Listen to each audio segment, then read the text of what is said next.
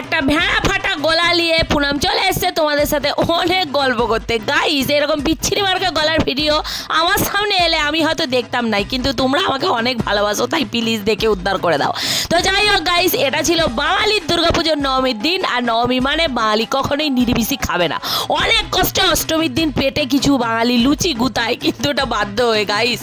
কিন্তু নবমীর দিন বাঙালি পুরো মাছ মাংস না সরি, মতে তো বাঙালি সেই ষষ্ঠী থেকে ডুবে যায়, সেটা কথা নয়, কিন্তু যাই হোক মাছ মাংসটা কিন্তু বাঙালিকে নবমীর দিন খেতেই হবে। এবার গাইস সেদিনকে কিন্তু মটন খাওয়ারই রিয়েলি ইচ্ছে ছিল, কিন্তু বিশ্বাস করো অষ্টমীর দিন ভোরবেলা ঘুমবে আর কি নবমীর দিন 5টার সময় মটনের দোকানে লাইন দেওয়া যায় তো যায় লয়। সেই জন্য এবার কী করবো, যে সারা বছর সাত দেয় তাকে নিয়ে এলাম। আর এখানে দেখো সঞ্জীব, ও কিন্তু আমার হাতে রান্না খেতে অনেক ভালোবাসে। মানে ওকে যদি তুমি ঝুড়ি আলু ভাজা আর পাতলা ডাল করে দাও, ও বলবি এইটাই নাকি রেস্টুরেন্ট ফেল হয়ে গেছে। তো যাই হোক, ও তো মন দিয়ে খাচ্ছে খুব। আর এই দেখো এখানে কিন্তু চিংড়ি ভাপা আর একটু কচু বাটা আর একটু কষা কষা জল ছাড়া মুরগির মাংস করেছিলাম।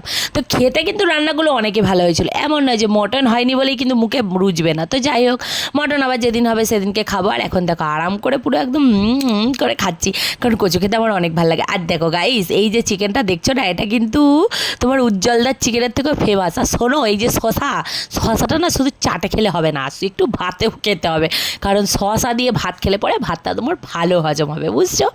তো আর এখানে দেখো কোকোকে, ও কিন্তু বসে শশার দিকে এক দৃষ্টে রাখতে রয়েছে, কারণ শশা কিন্তু প্রচণ্ড ভালোবাসে গাইস। তো যাই হোক, একটা আদর করে দিচ্ছি, কারণ এখান থেকে ওকে এখন শশা দেওয়া যাবে না, এই শশার উপর নুন ছিড়কা।